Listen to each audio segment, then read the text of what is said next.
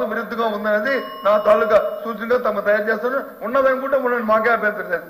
అది గారు అసలు 5 సంవత్సరాల కాలంలో 12,000కి ఎప్పుడున్నా విశాఖపట్నంలో లారీ దొరికిందేమో ఒకసారి వారు వెరిఫై చేసుకోమనండి.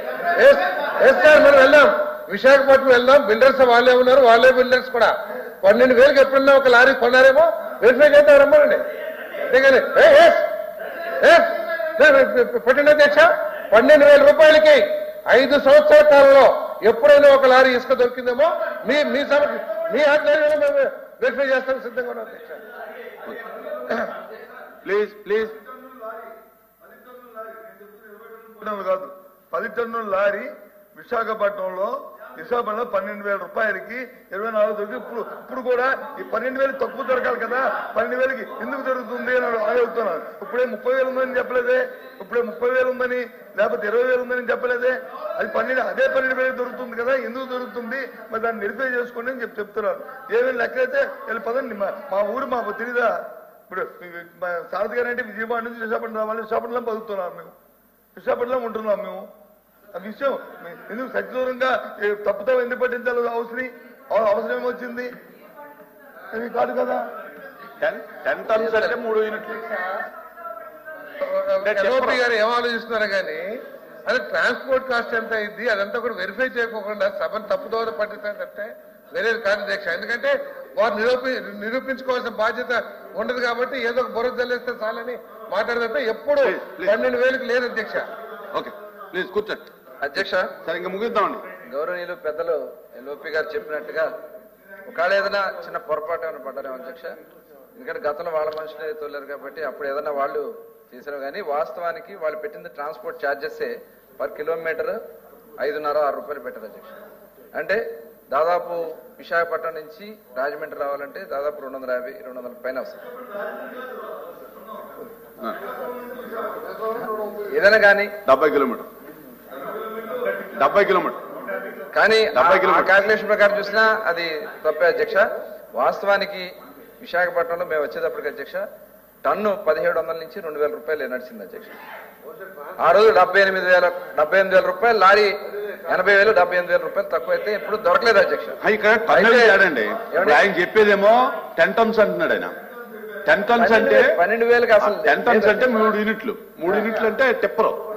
మనం లారీ అంటే పైన దాన్ని పెద్ద లారీ ఉంటుంది 10 యూనిట్స్ 6 యూనిట్స్. ట్రాన్స్పోర్ట్ లేకుండా చెప్పుకుంటారు.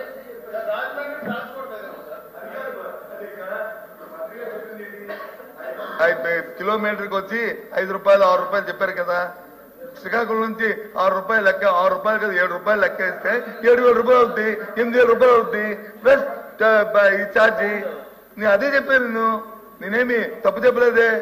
నేను ట్రాన్స్పోర్ట్ నేను చెప్పింది మీరు ఊరు తొందరపడి ఏది మాట్లాడినా ఏదో నెగిటివ్ గా మాట్లాడతామనే ఫీలింగ్ తో అర్థం చేసుకుంటే మేమేం చేయలేము. దయచేసి నేనేం చెప్పాను, ఆలోచించండి, కనుక్కోండి, మీరు అధికారులు కూడా కనుక్కోండి, అప్పుడు ఎంత వస్తుంది ఇప్పుడు ఎంత వస్తుంది, ఎందుకు 4,000 రూపాయలు రాలేదని ఒకసారి రివ్యూ చేయండి మంత్రి గారు అని చెప్పాను తప్ప నేనేం చెప్పలేదే.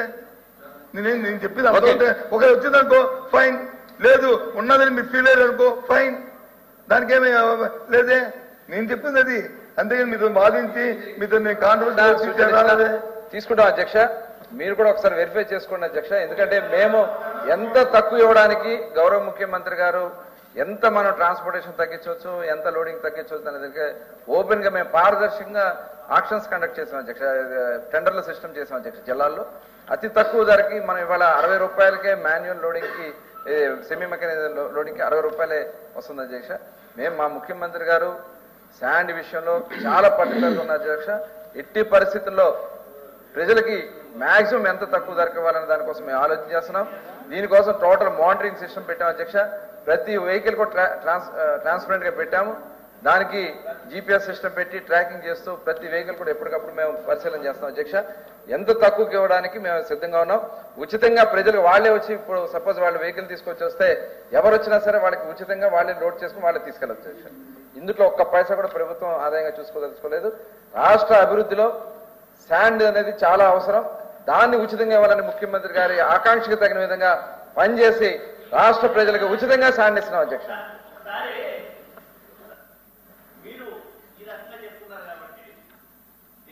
సమయం చెప్పొద్దు. దయచేసి మీరు ఏమీ అనుకోకపోతే మీరు నాతోటి 1 గంట రాగలిగితే మీరు మా జిల్లాకు వచ్చినప్పుడు టైం చెప్పొద్దు ఎవరికైనా. మనం మీరు స్వయంగా చూద్దరు కానీ అధికారులు ఇన్ఫర్మేషన్ లేకపోతే డిపార్ట్మెంట్ నుంచి వచ్చి ఇవన్నీ వద్దు.